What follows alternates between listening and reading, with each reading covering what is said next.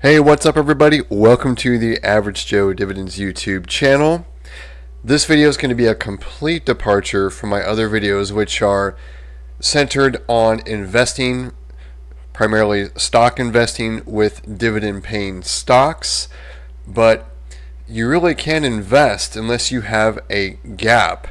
And I'm going to start doing a monthly video which shows all the expenses that I have as well as my income, and I'm just going to show this to illustrate some challenges that I have with trying to get that gap to invest more money every month.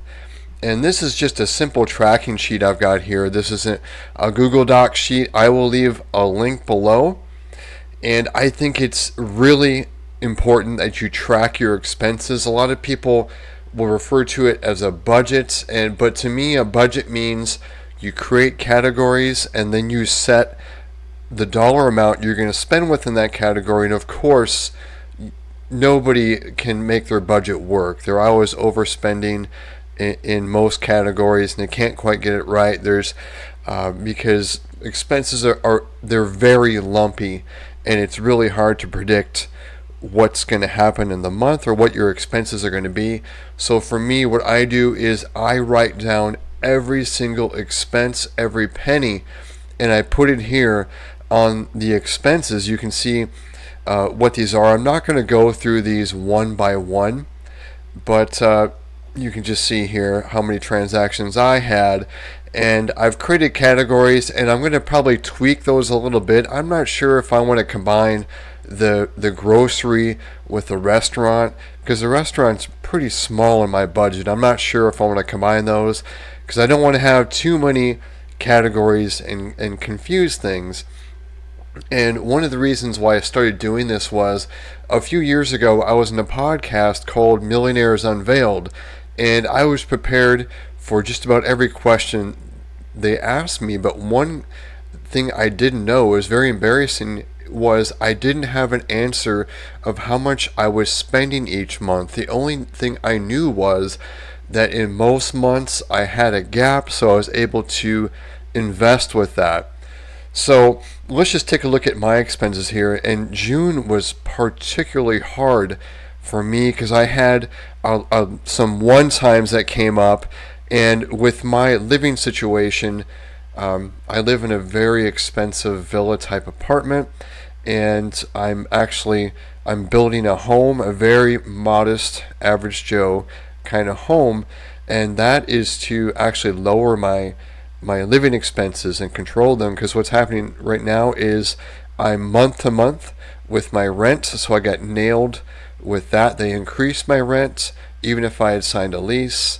Went month to month, and I had to pay the month to month fee on top of it from last month to catch back up, and so that hit me. You can see just in this pie chart where the elephant in the room is for me, for my expenses, is housing. So I'm going to get that under control.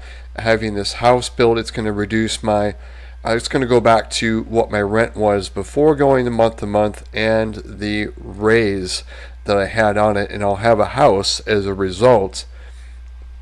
And I'm trying to see if there's anything else in here that kind of stands out. Transportation, I got hit with a one-time.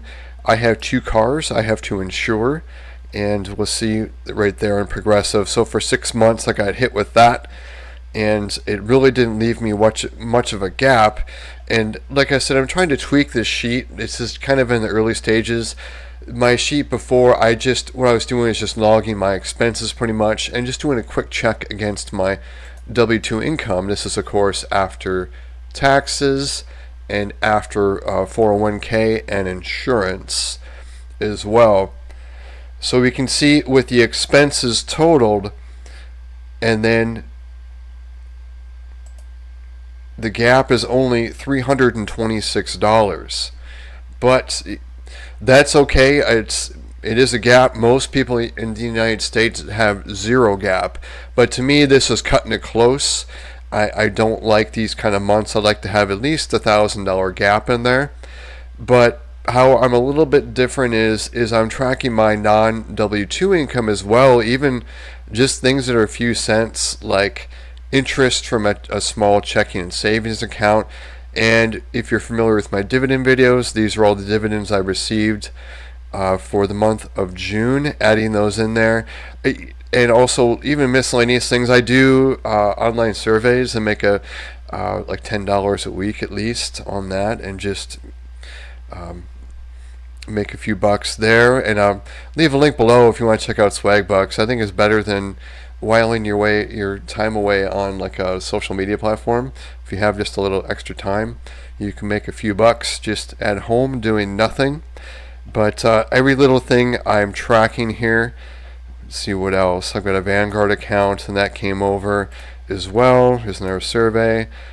Nice big SCHD dividend, even a picking up of a penny on the ground. And what I do is I use self-checkout at grocery stores, and I'll just pop that penny in there, whatever it is, a penny, nickel, dime, and it takes that off my bill. It's hardly anything, but it all adds up. And you can see just from my non-W2 income, I was at $2,766. So you could actually take the $2,700 plus the gap and what I'm contributing to my 401k.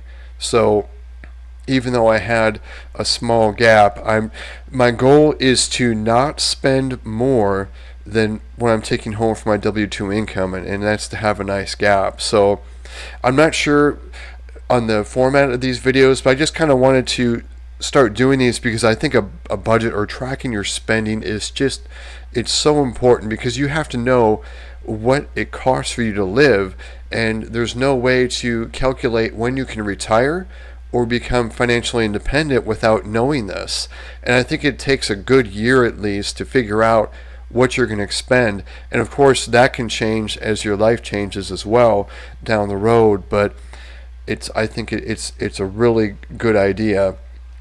So, but the big three expenses, people talk about it, are your housing, your transportation, and your food. And I think I've got a few of those under control. The housing, not so much, but I'm going to get that under control and get that lower. I know some people spend a lot less on housing and other things, and some people spend a lot more. But as I say, personal finance is very personal. So that's pretty much all I wanted to show you guys, was my budget. Let me know in the comments below what you think of this tracking sheet. Again, I'll leave a link below for it. I'm tweaking it. Maybe give me some suggestions, and also let me know what your gap is on your expenses at the end of what it was for the end of June. Let me know. Do you track your expenses, or do you think it's unnecessary? So thanks again, everyone, for sticking to the end. Please click the like button if you get value from this video. Also subscribe so that you do not miss future videos. I do a weekly buy video every Monday, and I also do a monthly recap of all the dividends that I receive for the month. So everyone, take care. Have a great rest of your week.